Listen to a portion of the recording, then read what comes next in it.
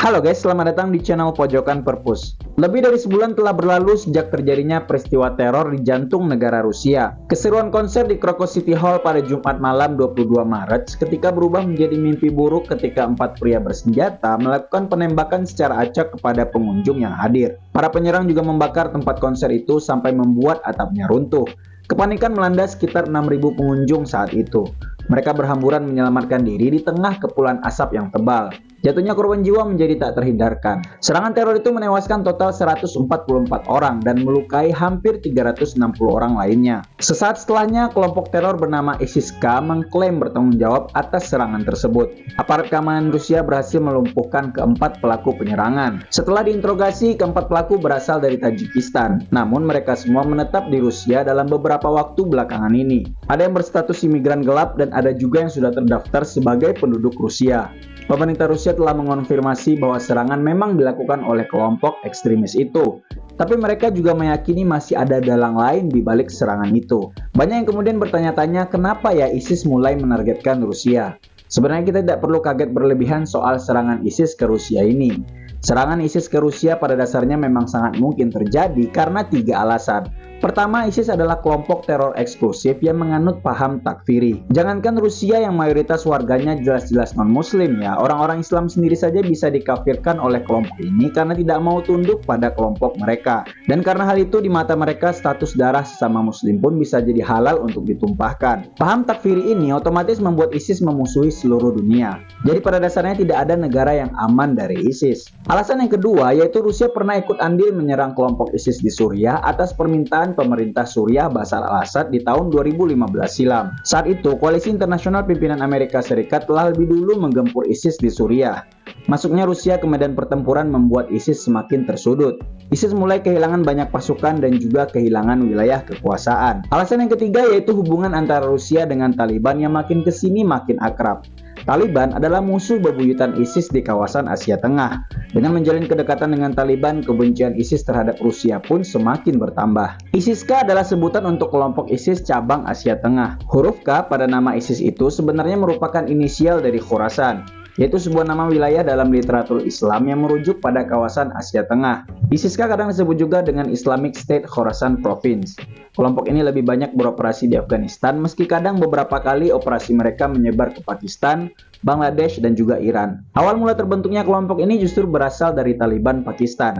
Sejumlah anggota Taliban Pakistan ini terkesima dengan pencapaian ISIS di tahun 2014 dan 2015 yang mampu menguasai banyak wilayah di Irak dan Suriah. Di sisi lain, mereka tidak puas dengan pergerakan Taliban Pakistan yang mandek seperti jalan di tempat. Nah, akhirnya sejumlah anggota yang tidak puas ini menyatakan sumpah setianya kepada ISIS.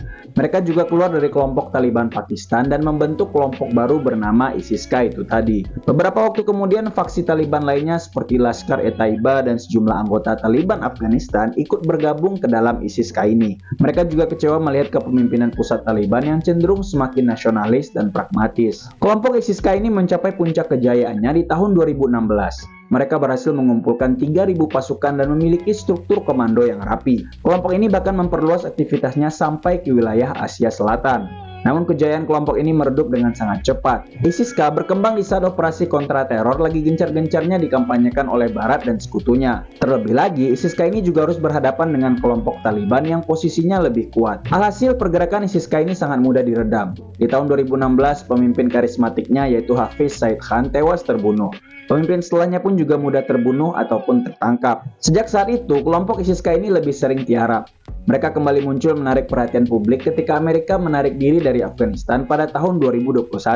Tak tanggung-tanggung, mereka melakukan serangan teror di Bandara Kabul saat Amerika hendak mengevakuasi tentaranya dan sejumlah warga Afghanistan. Akibat serangan itu, 170 warga Afghanistan dan 13 warga Amerika menjadi korban tewas. ISIS-K juga meningkatkan aksi pengeboman di sejumlah wilayah di Pakistan sepanjang tahun 2022 sampai 2023. Kelompok tersebut juga menyerang situs-situs suci dan pemakaman di Iran. Di awal tahun 2024 misalnya, ISIS-K menyerang kerumunan peziarah di kuburan Jenderal Iran Qasem Soleimani. Lolosnya serangan ISIS-K di Rusia lebih disebabkan oleh keteledoran pemerintah Rusia sendiri. Beberapa minggu sebelum serangan di Moskow itu, Rusia sebenarnya sudah diperingatkan oleh intelijen Amerika Serikat bahwa akan ada serangan teror terhadap acara-acara yang mengundang kerumunan. Meski saat ini sedang bermusuhan, Amerika tetap berpegang pada tradisi lama bahwa ketika ada informasi intelijen yang berkaitan dengan rencana serangan teror, maka Amerika akan membagikan informasi tersebut kepada negara terkait. Cuman sejak Rusia ribut dengan Amerika terkait invasi ke Ukraina, Rusia selalu menaruh curiga kepada Amerika. Beberapa hari setelah dikasih peringatan sama Amerika, Presiden Rusia Vladimir Putin malah menyebut peringatan itu hanyalah propaganda Barat untuk melemahkan Rusia. Perang Rusia-Ukraina benar-benar memutus semua kerjasama Rusia dengan Amerika. Padahal sebelum perang, Amerika dan Rusia selalu berbagi informasi intelijen, apalagi kalau sudah menyangkut soal ISIS. Peringatan Amerika soal rencana teror ISIS-K yang disampaikan ke publik dan bukan lewat dinas intelijen menunjukkan bahwa hubungan intelijen kedua negara memang sedang mandek. Nah, yang lebih mengejutkan lagi, Rusia mengaitkan serangan teror Moskow itu dengan Ukraina. Meskipun Putin sudah mengakui bahwa serangan dilakukan oleh kelompok ekstremis, tapi dia mengklaim punya bukti bahwa pelaku punya koneksi ke Ukraina. Putin menyebut para pelaku berupaya kabur ke Ukraina sebelum akhirnya ditangkap oleh otoritas Rusia. Sayangnya tidak ada bukti kuat yang mendukung klaim Putin ini. Jadi terkesan hanya menuduh dan melemparkan kesalahan begitu saja. Klaim Putin itu tentu dibantah oleh Ukraina dan sekutu baratnya. Sikap Rusia yang begitu kekeh menyalahkan Ukraina kemungkinan disebabkan oleh beberapa faktor. Pertama, Rusia tetap ingin mempertahankan narasi bahwa Ukraina dan sekutu baratnya adalah masalah keamanan utama bagi Rusia. Sehingga dengan begitu Rusia tetap bakal punya legitimasi untuk terus menginvasi Ukraina. Bayangkan jika ancaman ISIS dianggap lebih berbahaya bagi keamanan Rusia ketimbang ekspansi barat lewat Ukraina, tentu publik Rusia sendiri akan mulai mempertanyakan kenapa pemerintahnya masih fokus pada Ukraina dan bukannya fokus memberantas terorisme. Di sini pemerintah Rusia punya kepentingan untuk membuat kasus terorisme itu tampak sepele, dan Ukraina tetap menjadi masalah utama Rusia. Faktor berikutnya yaitu Rusia sedang melakukan pengalihan isu. Rusia telah diperingatkan soal rencana serangan teror di Moskow, tapi Rusia malah memilih mengabaikannya. Tentu publik akan mempertanyakan bagaimana informasi sepenting itu bisa diabaikan. Menyalahkan Ukraina dan Barat adalah cara pemerintah Rusia untuk mengalihkan perhatian publik. Publik tidak lagi mempersoalkan keteledoran pemerintah, melainkan publik digiring untuk percaya bahwa memang Ukraina dan Baratlah yang menjadi dalang di balik itu semua. Dengan begitu, pemerintah Rusia tidak akan kehilangan muka karena telah gagal mengantisipasi serangan teror. Faktor berikutnya yang mungkin membuat Rusia menyalahkan Ukraina adalah Rusia butuh justifikasi untuk meningkatkan intensitas serangan ke Ukraina. Setelah berperang selama 2 tahun lamanya, Rusia belum mampu menaklukkan Ukraina seutuhnya. Rusia butuh momentum untuk meningkatkan intensitas serangan supaya target militernya tercapai. Dan serangan teror Moskow itu dapat menjadi momentum yang dimaksud. Bagaimanapun menyalahkan Ukraina hanya akan memperburuk situasi. Sebab Rusia jadi tidak fokus dengan akar permasalahan yang sebenarnya. Kelengahan ini berpotensi dimanfaatkan oleh kelompok ekstremis. Lemahnya pengawasan Rusia yang mengakibatkan terjadinya insiden teror Moskow kemungkinan besar akan dijadikan sebagai success story oleh ISIS-K untuk melancarkan serangan berikutnya. Toh ketika serangan itu dilakukan, Rusia hanya sibuk menyalahkan pihak lain, sehingga ISIS-K dapat terus luput dari perhatian. Apalagi dinas intelijen Rusia semakin kecolongan karena tidak lagi berkoordinasi dengan dinas intelijen Barat yang sangat memperhatikan gerak-gerik kelompok teror. Yang jelas serangan yang dilakukan kelompok ISIS-K asal Tajikistan ini bakal berdampak pada imigran Tajik yang tinggal di Rusia. Rusia adalah salah satu destinasi utama warga Tajikistan untuk bekerja sebagai buruh.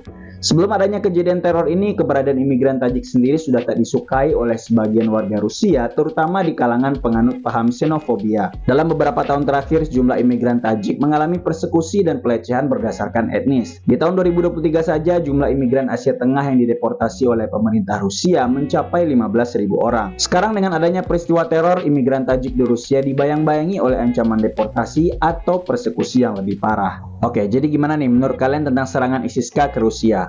Dan apakah sudah benar respon yang diberikan oleh pemerintah Rusia terhadap serangan itu? Coba kasih pendapat kalian di kolom komentar ya.